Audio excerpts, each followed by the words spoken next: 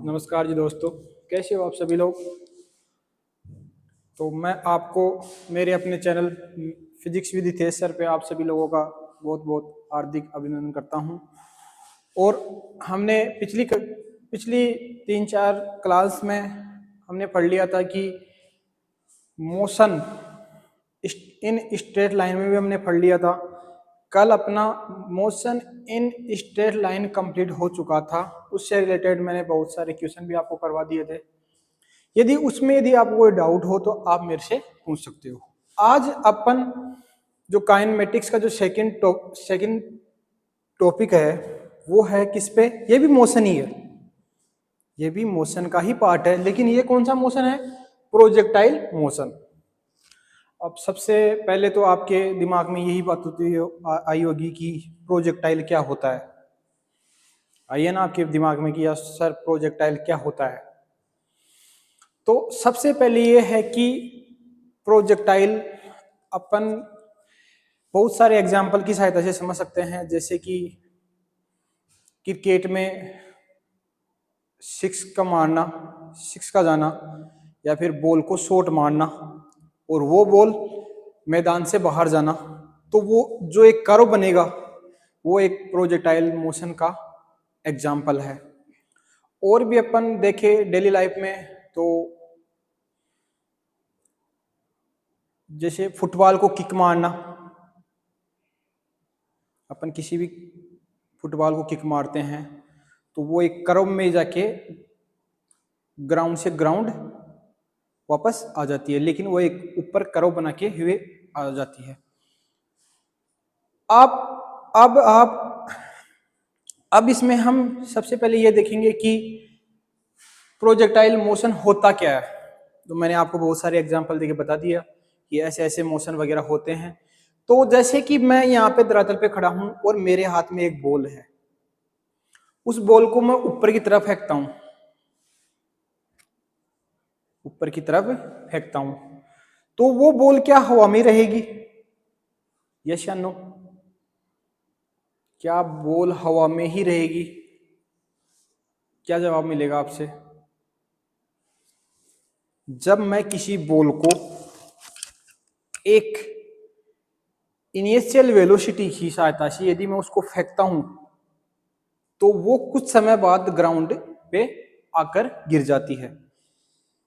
तो ग्राउंड पे आके गिरने का कारण क्या है? पृथ्वी अपनी ओर आकर्षित करती है। ग्रेविटेशनल फोर्स की सहायता से पृथ्वी किसी भी वस्तु को अपनी ओर आकर्षित करती है।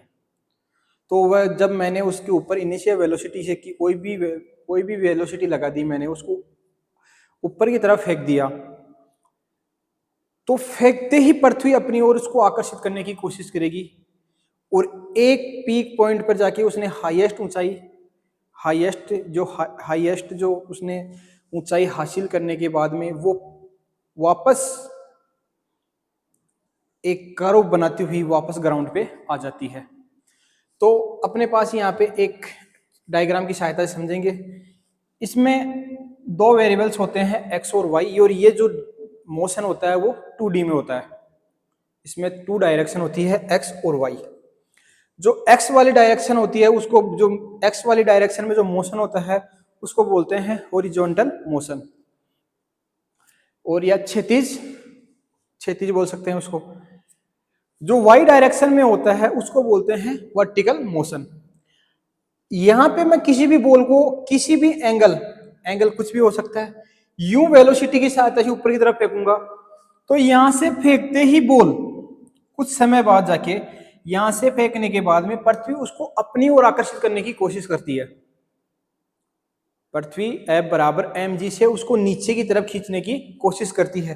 तो ये बॉल ऊपर जाते जाते जाते जाते यहाँ पे मैक्सिमम हाइट पे इसकी जो वर्टिकल जो वेलोसिटी है वो कितनी हो जाएगी? 0 हो जाएगी। तो इसकी वर्टिकल जो वेलोसिटी है वो 0 हो जाएगी। और हॉरिजॉन्टल मोशन क्या होता है? हॉरिजॉन्टल मोशन में होने वाली जो वेलोसिटी होती है वो होती है हमेशा कांस्टेंट, और जो चेंजेबल जो वेलोसिटी है उसको बोलते हैं वर्टिकल मोशन में होने वाली जो चेंजेबल जो वेलोसिटी है वो है vy। ux या vx हमेशा कांस्टेंट रहेगी। यदि यहाँ पे ये हॉरिजॉन्टल मोशन में होने वाली जो वेलोसिटी है यदि ये कांस्टेंट है तो जो अपने पास एक्सेलरेशन आएगा वो कितना होगा, 0।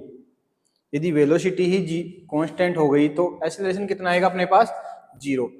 और यदि वर्टिकल मोशन में होने वाली जो अपने पास वर्टिकल मोशन में होने वाली जो वेलोसिटी है वो चेंजेबल है, तो इस पे जो लगने वाला जो ग्रेविटेशनल फोर्स है वो कितना होगा, तो पृथ्वी उसको नीचे की तरफ खींचने की कोशिश करेगी, वो हो जाएगी -g। तो इस पे लगने वाला एक्सेलरेशन किसको रिप्रेजेंट करेगा, -g को, क्योंकि उसको नीचे की तरफ खींचेगी। तो यहां से मैंने कोई भी पार्टिकल्स हो, कोई भी गेंद हो, किसी एंगल से इसको ऊपर की तरफ फेंका तो ये जहां पे जाके इसकी जो वर्टिकल जो वेलोसिटी है वो 0 हो जाएगी। तो उसकी वहां से लेके जो धरातल पे जो धरातल से और जो वहां पे उसने जो वर्टिकल मोशन में जिसने जो वेलोसिटी प्राप्त की, उनके जो बीच की जो वहां पे उसने प्राप्त कर ली, उनके बीच की जो मैक्सिमम जो हाइट होगी वो कितनी होगी, h मैक्सिमम हाइट पे जाके उसने वर्टिकल मोशन में जो वर्टिकल जो वेलोसिटी है वो कितना हो जाएगी, 0 हो जाएगी। उसके बाद में वो धीरे धीरे जैसे नीचे की तरफ आती है तो और ग्राउंड पे आके अपनी एक कर्व का निर्माण करती है। तो सबसे पहले अपन देखते हैं कि यहां से मैंने बॉल को एक u वेग से ऊपर की तरफ फेंकने की कोशिश की है, तो यहाँ पे इसके साथ वेग था, लेकिन यहाँ पे भी इसके साथ पृथ्वी इसको अपनी ओर आकर्षित करने की कोशिश करी, तो जो यहाँ पे जो मैंने इसको वेलोसिटी है वो घटती घटती घटती घटती यहाँ पे कितनी हो जाएगी, 0।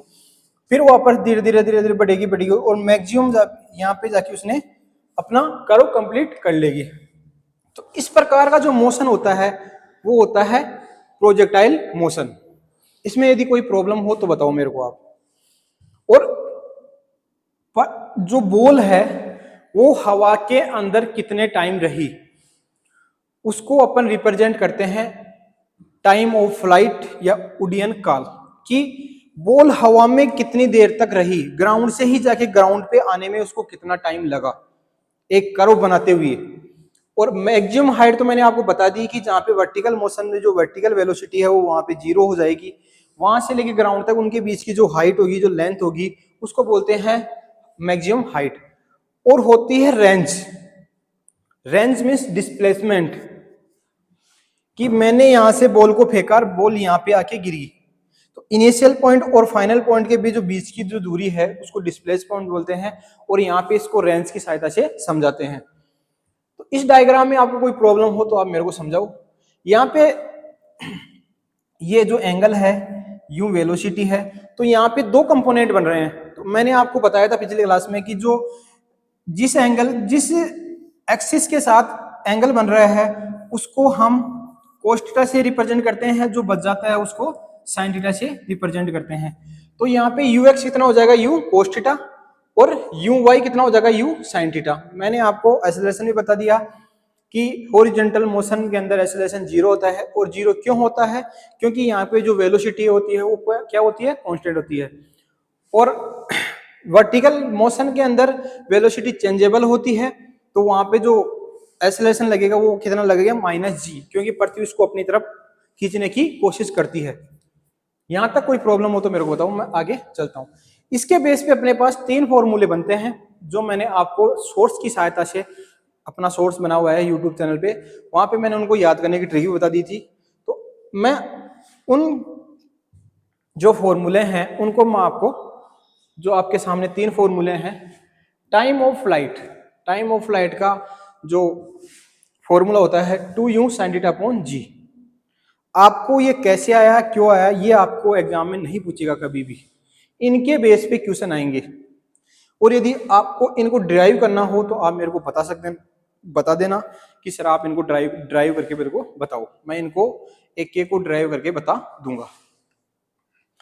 जो मैक्सिमम हाइट है उसका सूत्र होता है u square sin square theta upon 2g, और जो हॉरिजॉन्टल रेंज है उसको डिस्प्लेसमेंट भी बोल सकते हैं, वो होती है u square sin 2 theta upon g। तो ये 3 फॉर्मूले बनते हैं। क्या क्या होती है, टाइम ऑफ फ्लाइट क्या होता है, मैक्सिमम हाइट क्या होती है, हॉरिजॉन्टल रेंज क्या होता है, ये मैंने तीनों आपको समझा दिया। इसमें यदि कोई प्रॉब्लम हो तो आप मेरे से पूछ सकते हो। इसके बाद में आगे चलते हैं हम अपन।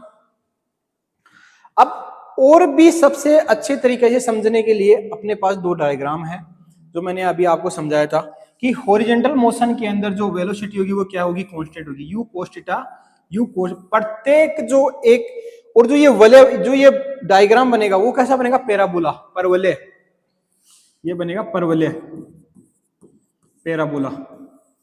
ये जो प्रोजेक्टाइल मोशन में जो वक्र बनेगा वो बनेगा पैराबोला, परवलय आकार का जो वलय है वो बनेगा। इस वलय के जो प्रत्येक बिंदु पर अपन जो हॉरिजॉन्टल मोशन में जो वेलोसिटी देखेंगे तो वो हमेशा कांस्टेंट मिलेंगी, यू कोस थीटा हर प्रत्येक बिंदु पे। और इसमें यदि वर्टिकल मोशन के अंदर जो वर्टिकल जो वेलोसिटी है वो अपन चेक करेंगे तो यहाँ पे सबसे पहले इसकी जो स्टार्टिंग पॉइंट से पे देखेंगे अपन तो इसकी वेलोसिटी मैक्सिमम है। तो इस पॉइंट पे इसकी जो वेलोसिटी है वो मैक्सिमम है। यहाँ पे भी पृथ्वी इसको अपनी तरफ खींचने की कोशिश कर रही है लेकिन इतना नहीं खींच पाती। जैसे जैसे इसकी वेलोसिटी घटेगी ऊपर से इसकी वेलोसिटी जो हमारे द्वारा जो वेलोसिटी दी गई थी वो भी घटेगी और पृथ्वी इसको खींचने की कोशिश करेगी और एक बिंदु ऐसा जाएगा कि यहाँ पे इसकी जो वेलोसिटी हो जाएगी वो कितनी हो जाएगी, 0। फिर वापस धीरे धीरे वेलोसिटी बढ़ती बढ़ती बढ़ती मैक्सिमम हो जाएगी। तो आप इसकी सहायता से भी समझ सकते हो। अब इसमें अपन कंपोनेंट्स को समझे कि इनिशियल वेलोसिटी के कंपोनेंट क्या होते हैं, फाइनल वेलोसिटी के कंपोनेंट क्या होते हैं, तो इनके बारे में समझे।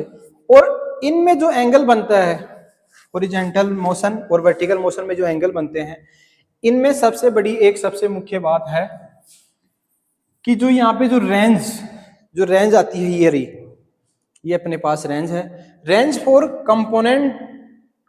For complementary angles of projection are equal. कि यहाँ पे जो एंगल बनेंगे जैसे यहाँ पे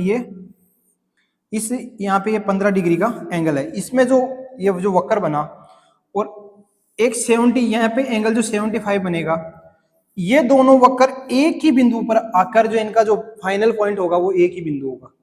कि इनके जो सप्लीमेंट्री जो कॉम्प्लीमेंट्री जो एंगल्स होते हैं उनमें जो बनने वाले जो वक्र हैं वो क्या होंगे, सेम होंगे। प्रोजेक्शन आर इक्वल, इनमें जो भी अपने पास प्रोजेक्शन बनेगा वो क्या होंगे, इक्वल होंगे। इसमें कोई प्रॉब्लम हो तो आप मेरे को बता सकते हो।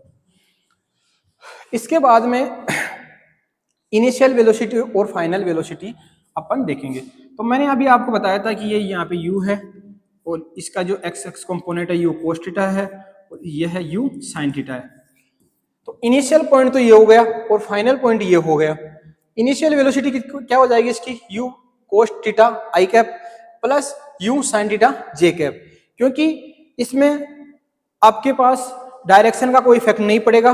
लेकिन जैसे ही फाइनल पॉइंट पे अपन आएंगे तो यहाँ पे जो ये एंगल बनेगा u cos, हॉरिजॉन्टल मोशन हमेशा वही रहेगा जो है। तो इसमें फाइनल पॉइंट में जो अपन वेलोसिटी देखेंगे तो u cos theta i cap हो जाएगा, लेकिन माइनस, क्योंकि डायरेक्शन क्योंकि ऊपर होती है प्लस और नीचे होती है minus u sin theta j cap. तो ये हो गई इनिशियल वेलोसिटी और फाइनल वेलोसिटी जो मैंने आपको बता दी कि यहाँ पे तो सेम होगी लेकिन यहाँ पे जो इसकी जो डायरेक्शन होगी वो माइनस हो जाएगी क्योंकि ये नीचे की तरफ बन रहा है। ये है डायग्राम में जो साइन के जो मान होते हैं उनके अकॉर्डिंग है। उसके बाद में अपन देखते हैं इक्वेशन ऑफ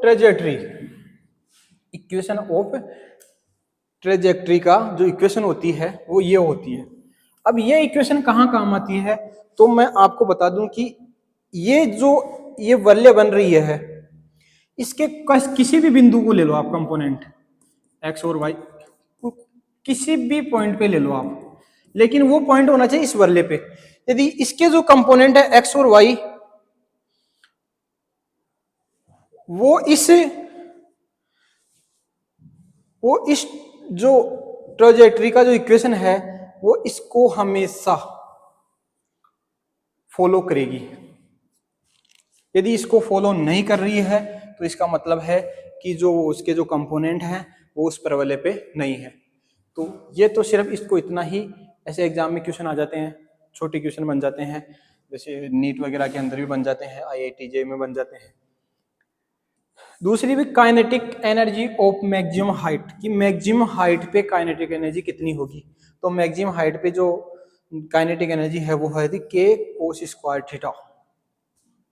जो मैक्सिमम हाइट पे जो अपने काइनेटिक एनर्जी की जो वैल्यू फाइंड करेंगे तो वो कितनी आ जाएगी, के कोस स्क्वायर थीटा। अब इस पे एक क्वेश्चन है जो मैंने आपको बता दिया था, तो इस क्वेश्चन को देखिए आप। सबसे पहले इसमें दे क्या रखा है, यू की वैल्यू दे रखी है कितनी, 50 मीटर पर सेकेंड, और एंगल दे रखा कितना, 30 डिग्री। अपने को फाइंड करवाना टी, एच और आर। टी का फॉर्मूला क्या होता है अभी मैंने आपको बता दिया, क्या होता है बताओ देखिए, ये रहा। इन्हीं को अपन सोल्व कर लेते हैं। अपने पास क्वेश्चन की जो यू है वो कितनी है, 50 मीटर पर सेकेंड, और थीटा कितना है, 30 डिग्री।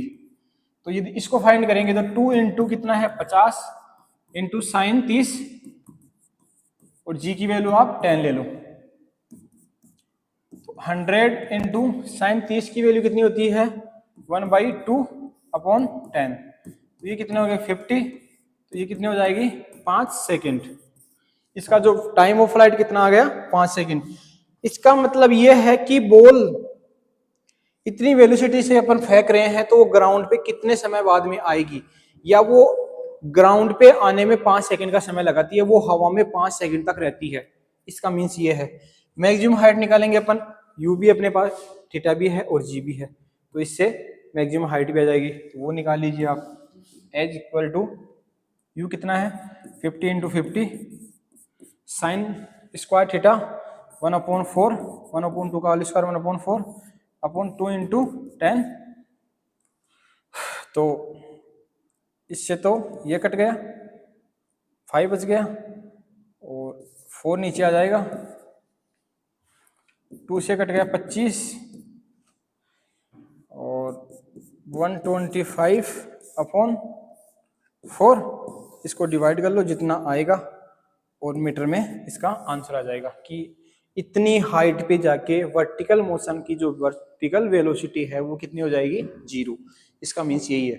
और हॉरिजॉन्टल रेंज भी अपन देख लेंगे कि मैं किसी बॉल को यहाँ से फेंक रहा हूँ और कितनी डिस्प्लेसमेंट पे जाके वो ग्राउंड पे वापस गिर रही है, तो वो रिप्रेजेंट करता है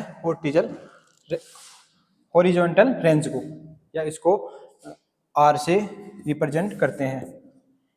इसमें यदि आपको कोई प्रॉब्लम हो तो आप मेरे को कमेंट करके बता सकते हो। ठीक है, धन्यवाद।